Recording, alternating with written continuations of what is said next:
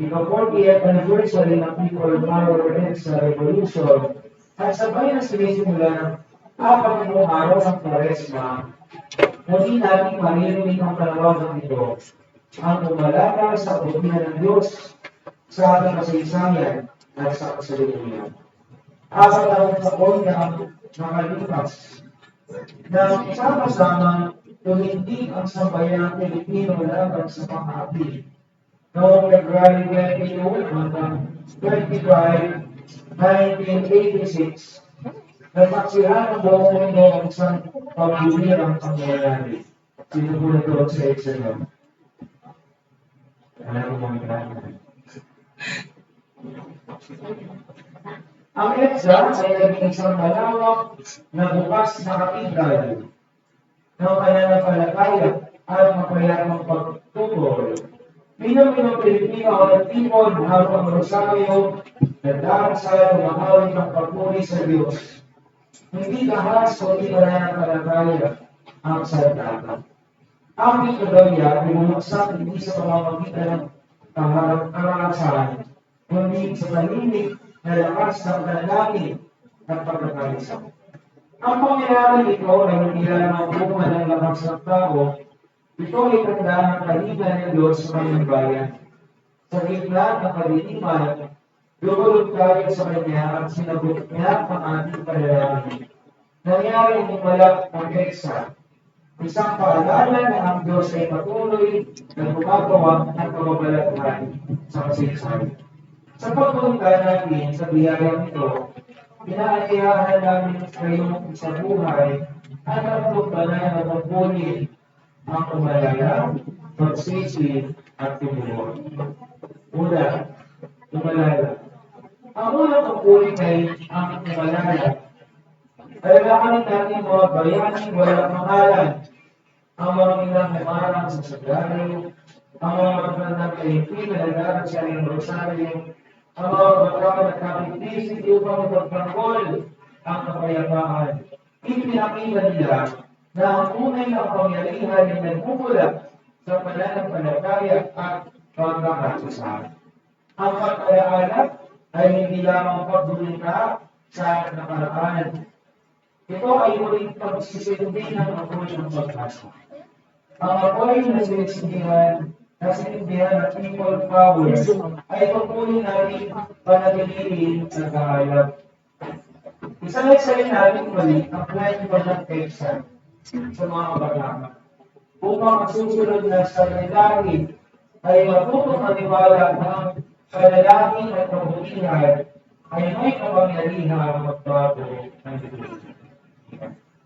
Pangalawa, pagsisi. Kasabay ng pag-alala ay ng pagsisisi. Kailangan natin marami sa atin ang nasanay sa biyaya ng kalayahan at nakalimutan na ito'y may kaaktiban na pananagutan. Tulad ng mga Israelita, matapos mamalaya sa Ehipto, bumalik tayo sa mga gawin na nagbibigay ng sariling ginawa, ngunit kulang sa malasakit at kapwa.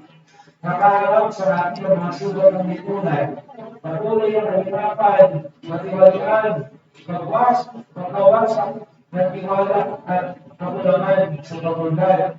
Ang banal na kasulatan ay nagpapaalala na magiging makulubid na nagmumula sa mapagpakumbang ng pananampalataya at hindi sa sariling pagkakakulitan. Ang Kwaresma ay kalawan ng taos-pusong pagbabalik loob sa Diyos. Ang pagpatibod sa mga Diyos-Diyos ay nakapangyari at ang pagbabalik sa Diyos ang isa ng nagpalaya sa atin. Pangatlo, ang pagtubol. Ang pag-alala at pagsisisi ay lumutang dapat sa pagtubol. Ang EDSA ay isang paggising na patuloy na tumatawag sa amin. Tulad ng Exodus, ipinapaalala nito na ang kalayaan ay nanggagaling sa tapang. Ay nangangailangan ng tapang. Tulad ng Pentecostes, pinakita nito na ang pag-aalsa ay maaaring magbunga ng bagong misyon. Ang pagbabago ay nangangailangan ng katapatan. Ang paghahanap ng katotohanan At ang pagtanggi sa kasinungalingan, ang pagbabago ay nangangailangan ng pag-ibig, isang pag-ibig na isinasabuhay sa konkretong pagkilos para sa kabutihan ng kanyang lahat. At ang pagbabago ay nangangailangan ng personal at sama-samang pagbabalik loob, integridad sa araw-araw na gawain at pagkakaisa sa pagtatayo ng mas makatunay tunay. Sa pagulitan namin ng 40 taon ng EDSA, hinikayat namin kayo, hinikayat namin ng bawat isa na maging mapagmatsa. Makilahok sa mga usapin ng bayan, magsuportahan ng mga leader may malasakit at kabutihan para lahat. Sa tunay na pamilya ay dapat manatili sa taong bayan, hindi sa pamilya. Kapatid, ang ating bayan ay katulad na nagkakapay.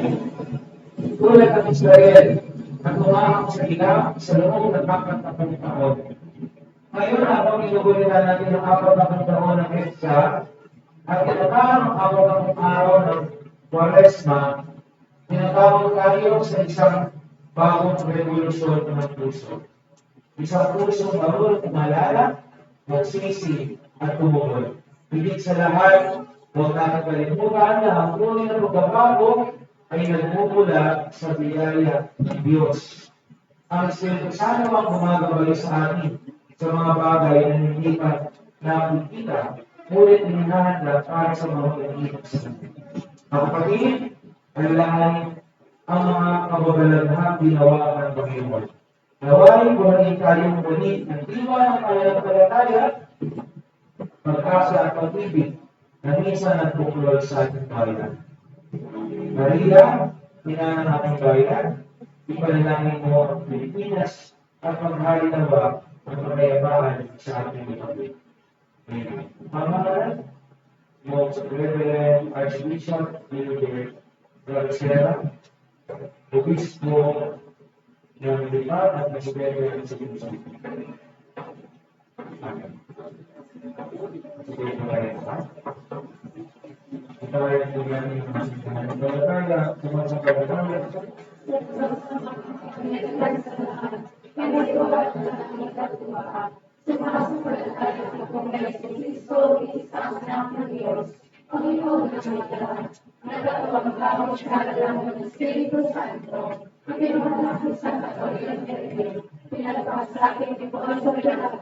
Ipinako sa puso ng bayan ng Pilipinas. Nalakaw sa pinagkukunan ng mga kayong araw. Nang may gatong araw sa buhay ng paglit, umakyat sa langit, nalulunok sa kanan ng Diyos sa mga makapangyarihan sa lahat. Doon magmumula ang palilito at bumuhod sa mga buhay at nakamatay ng tao. Sumasampalataya ng ako sa Diyos Espiritu Santo, sa banal na simbahang Katolika, sa kasamahan ng mga banal, sa kamalawak ng mga kasalanan, sa pagbabuhay at pagpili ng mga patay na tao, at sa buhay at walang hanggan. Amen.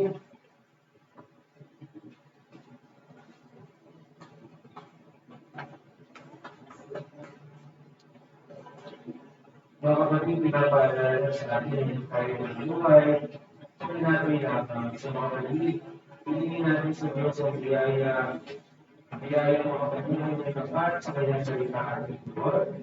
Ama, panatilihin mo kami sa iyong salita. Ama, panatilihin mo kami sa iyong salita. Gawin mong tagal na nagpapahayag ng iyong salita kami ngayon, simbahan. Manalangin tayo. Ama, panatilihin mo kami sa iyong salita. Tulungan mo ang lahat ng nasa pamahalaan na maging tapat sa iyong salita sa kanilang paglilingkod sa aming bayan. Manalangin tayo. Ama, panatilihin mo kami sa iyong salita. Tuparin mo ang aming mga puso na magsisi. Tulungan kami humingi ng tawad sa aming mga nasaktan at magpatawad din sa mga nakasakit sa amin. Manalangin tayo. Ama, panatilihin mo kami sa iyong salita. Itinataang din namin sa iyo ang lahat ng social workers at silang lahat na nagtataguyod ng dignidad at karapatang pantao. Manalangin tayo. Ama, panatilihin mo kami sa iyong salita. Kumpulin mo ang mga yumao naming mga mahal sa buhay sa iyong walang hanggang pag-ibig. Alawin mo kami nagdadalaghati sa kanilang pagnisan. Panalangin tayo. Alawin mo kami sa iyong salita. Itinataas namin ang mga kapatid namin sa nangangailangan ng panalangin, ang mga hinagin ng ating pamayanan at ang ating mga pangsalilang pamilyan.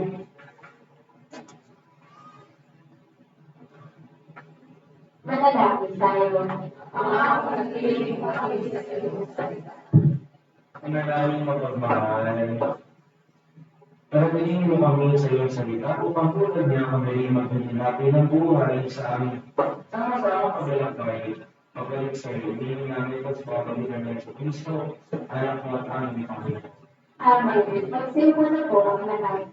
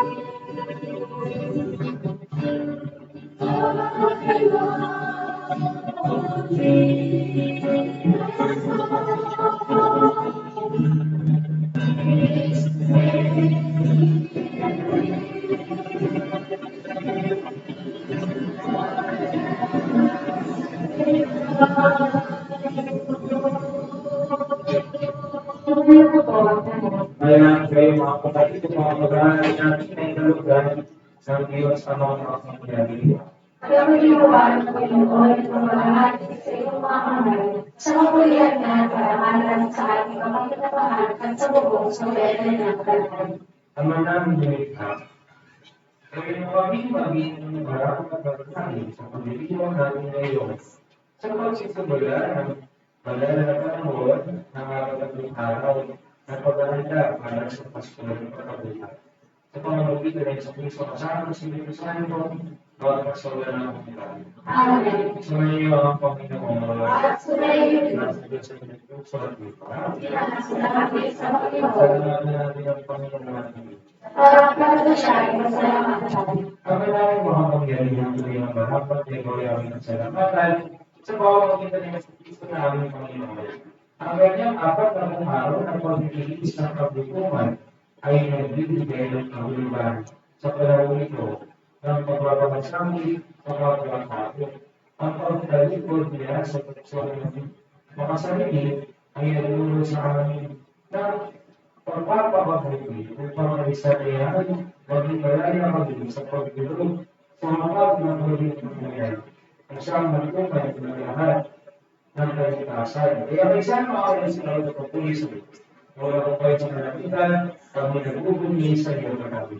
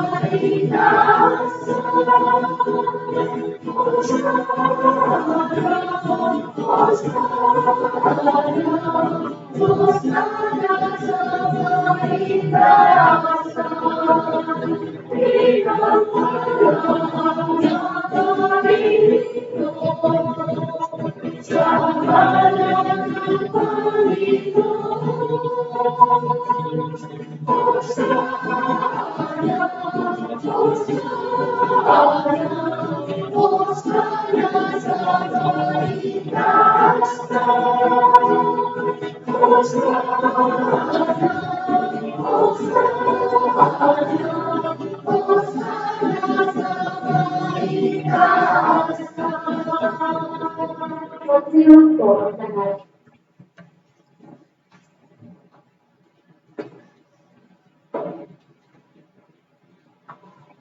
Abangan ko na, pamungan ko na pamungan. Kaya sa pamamagitan ng Espiritu ko yung banal at makalunod. Upang para sa amin ulit na kawalan ko ang aming Panginoon sa Kristo. Bago niya nag-iig sa pusang loob ng maginang Diyos, tinawagan niya ang pinakay, pinasalamatan at kanya. Pinaghati-hati niya yun, iniabot sa kanyang mga alagad at sinabi ng gabi. Ano naman ito at kahit niyo ang pinagawa. Ang Panginoon, para lahat sa inyo.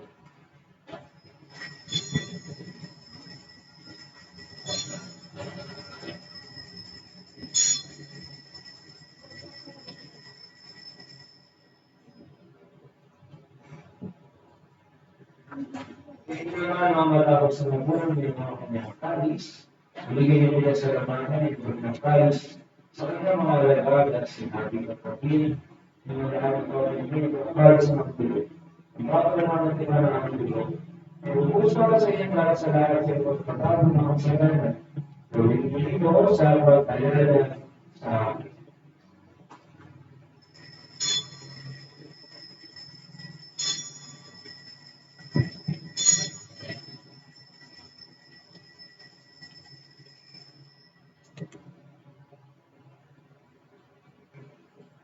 Ipagpugin natin ang misteryo ng pananampalataya.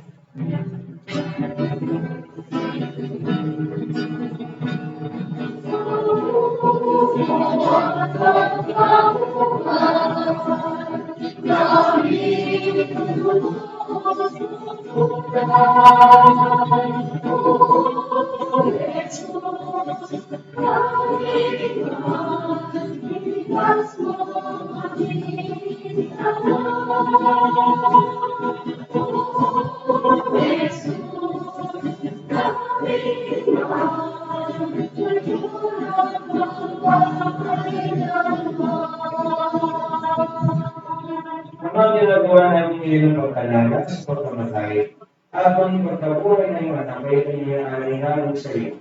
Ang inamin ang ibigay buhay ayon sa napakaloob ng kaligtasan kami nagpapasalamat dahil kami ngayon ang narapat at tumayo sa harap mo. Para maglingkod sa iyo sa kasama namin ang iyong sasalo. Sa kawalan ng Kristo ay mabulan sa pag-akalisa. Sa mga matina ng Espiritu Santo, ang namin mo. Ay simbahan kagaya sa buong daily kung sino kami sa pag-ibig, kaysa nilayo ng aming Papa ng malilibre ng Kristo, at ang halang kapalihan dahil ang kalimurin ng mga kapatid namin ng nilay. Kami pag-asan sa kalimurin ng bubuhay ng lahat ng mga kumana at kawalan sila. At pagpiliin sa iyong kaluwanagan, kawalan mo ng dapat ng yan. Ang makasala sa iyong buhay na walang kapas. Isa sa mga ng Maria ng Diyos, ang pangalaga. Pag-isip-isip ng Asin sa Jose, ang kanyang ng puso, may isa ng mga apostol. At lahat ng mga banal na namuhay dito sa daigdig ng kalugod-lugod sa iyo, may pag-iwagawa natin ang pagpupuli sa lingararan mo sa pamamagitan ng iyong anak ng ating Panginoon Yesu Kristo. Sa pagmamagitan ni Kristo, kasama niya sa Kanya, lahat ng karangalan at Diyos naman, kapag-mangyagitan, kasama ng Espiritu Santo, pagkasawalang hanggan.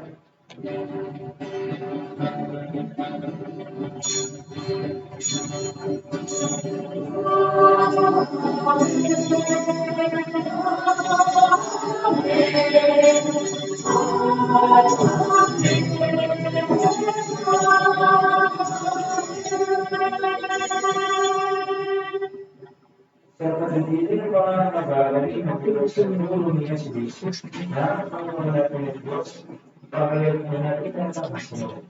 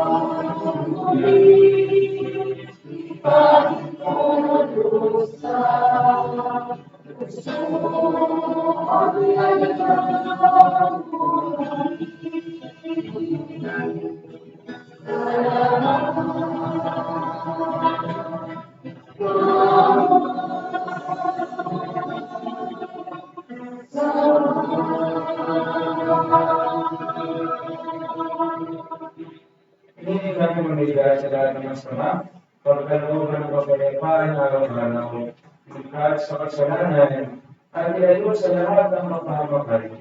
Samantalang aming pinananin ka na kapag naman ng pagkakamaya, na ipagbigas kami sa Yesu Cristo. Sapagkat iyo ang kaharian at ang pagpinalihan at ang kapurihan, magpapailanman. Amen. Panginoon sa Kristo, sinabi mo sa iyong mga masarap at kapayapaan, ang iniiwan ko sa iyong mga kapayapaan, ang ibinibigay ko sa iyo sa kapayahan mo, ang aming pananampalataya at ang ating mga pagkakasan. Pagkalooban mo ang pinakapayapaan at pagkakaisa, amin sa iyong kalooban kasama ng Espiritu Santo pagpagsawalan ng plan. Amen. Kapayapaan ng mga kapalitan. Asunod At igaya ng kayo ng kapayapaan sa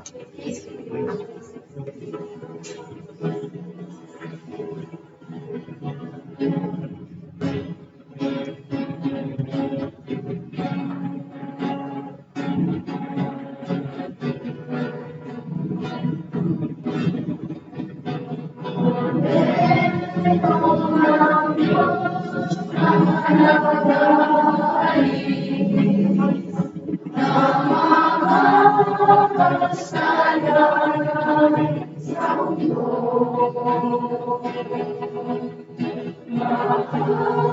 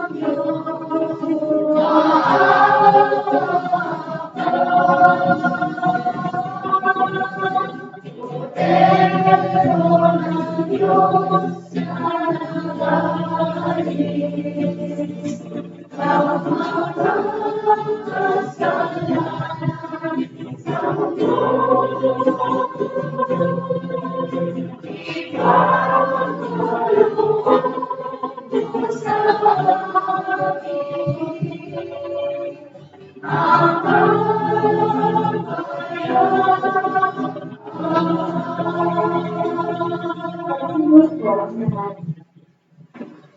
Ang kami dahil sa Jesus ang pagbayang ng Diyos na nag-aalis, ang mga sagana ng sanlibutan. Kapag tayo na nangyayaan sa Panginoon, hindi ko makahanap para na magbalik sa iyo. Ngunit sa isang salita na ay gagaling na ako.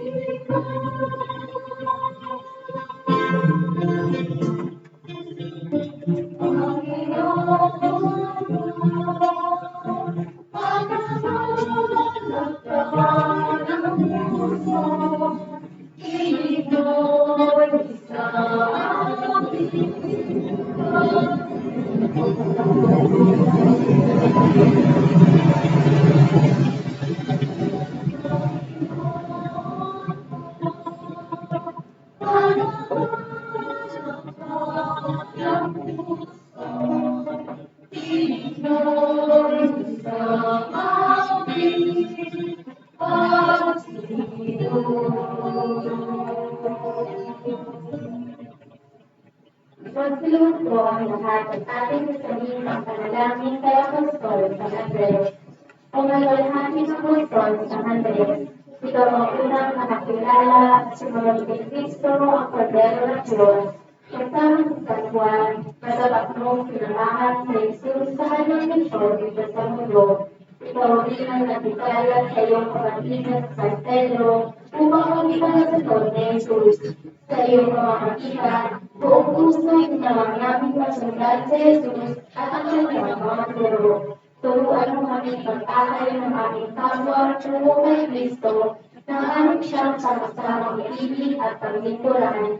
Tulungan mo kami matutuhan ang kabulugan ng pagpapangasapit ni Kristo sa krus nang malugod ginawa maging pasanin ng aming pumagod sa araw-araw na walang pag-aalinlangan.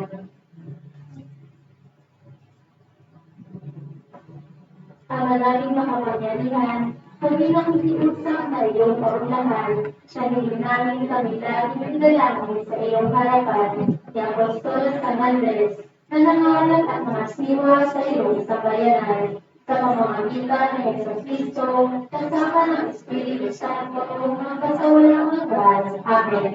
Apostol San Andres, magsitayo na po ang lahat. Dalangin tayo. Ang maraming mapagmamahal ng pinapakinabang ng sa pagkain ng bigay ay tumanggap ng pagpalakas ng kanilang kalagayan, magpatibay ng pag-asa at pagpaalam ng pag-ibig magtutuhan ng naming panagin, ang gulang at panagin sa tunay na lugar na nagbibigay ng buhay, upang kami makapamunay sa bawat salita. Dahil may nagkakaroon sa iyong bibig sa pamamagitan ng Jesucristo, kasama magpasawalan ng ito. Amen. Magsiyo po na po ang lahat para sa inyong pagkakas. Ito ay patungkol sa Panginoon, St. Peter the Apostle Sunday. Sa ugnay po ito ay magkakaroon tayo ng special collection. Ang nalilitan po ay ating tutulong at suporta para sa mga kapatid natin seminarista at mga kapalian sa buong mundo. Sa Saturday, February 28, ay magkakaroon po tayo ng parish dental recollection pagkatapos ng 6 p.m. na misa. Ang tema nito ay Lem Akol Dental. Sa pangungunahan ni Reverend Father Robert Arellano, MRMS, Parochial Vicar ng Minor Basilica of the Black Nazarene, Quiapo, Manila. Inaanihan po ang lahat ng parishioners at servers na makikita. Sabihin at sama-sama tayong maghanda at pagbigay bilang paghahanda sa panahon ng paresma. Ang St. Andrew the Apostle Master Parish ay naghahanap po ng mga volunteer motorcycle riders na maging alagad ng San Andres at maging po bilang marshal sa mga aktibidad sa nalalapit na Semana Santa. Sa mga interesado, hanapin lamang po si Brother Glenn Carlos o makipag-ugnayan sa ating parish office. Ang St. Andrew the Apostle Master Parish ay magkakaroon ng Lenten Pilgrimage sa darating na March 7, 2026, Saturday. Sa mga interesado, maaari po siyang palista sa ating parish office at hanapin si Sister Rochelle. Para sa ilang detalye, maaari pong tignan ang sarili na nasa labas ng ating kapilya. Ang deadline po ng pagpapalista ay hanggang susunod na linggo, March 1. Maraming salamat po at magsitayo na po ang lahat. Tayo po ay gusto ng deadline para po sa pilgrimage na parang po nag-request kung pwede na-extend yung deadline. No? Kaya po ang deadline na ng magkakalista, extend na ngayon sa deadline na ngayon. Sa susunod na rin po, March 1, no? Para may taro. Ayan. So, ito na po para sa pag-usapong hapon, no?